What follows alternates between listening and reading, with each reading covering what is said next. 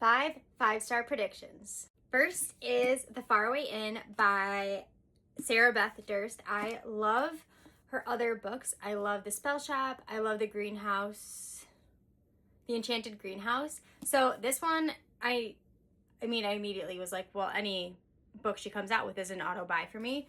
And these sprayed edges really drew me in, but I think this is going to be a 5-star. I haven't rated any of her other books lower than a 4.5, so I have high hopes for this one, and I think it's going to be 5 stars. Only Between Us by Ellie K. Wild. I read the first one in this series, and this is the second one following the main guy's best friend in the first book, so Brooks, and this is a super exciting, new to me author. I've really enjoyed reading her writing, and it's just very intriguing. It really grabs you right from the beginning.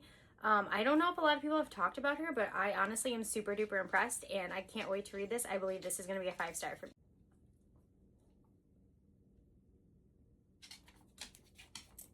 Please Don't Go by E. Salvador. I am currently reading this. I'm in the middle of it on my Kindle. I am obsessed with this story. At first, I felt it was very dark and I was going to have a hard time getting through it, but it truly has so much depth and love really built into the story, and I think that this is definitely going to be a 5-star for me. I'm about 60% of the way through, and I cannot put this book down, so this is definitely a 5-star prediction.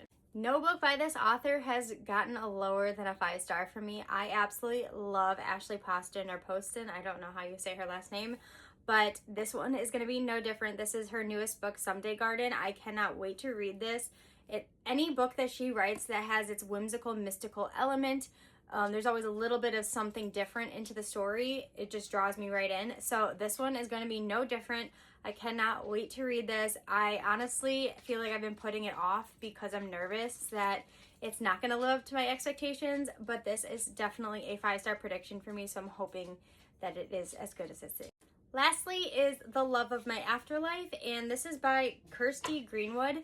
Honestly, the reason that this one spoke to me is because it reminds me of The Dead Romantics by our previous author here, and I figured that if there's any book that kind of mimics that same sort of mystical, magical element to a love story, that it's going to be for me. So I have really high hopes for this one. Again, this is another one that I've been putting off because I'm afraid it's not going to live up to my expectations, but this is a 5-star prediction for me, and I really, really hope it is. So these are just some of my 5-star predictions. What are yours?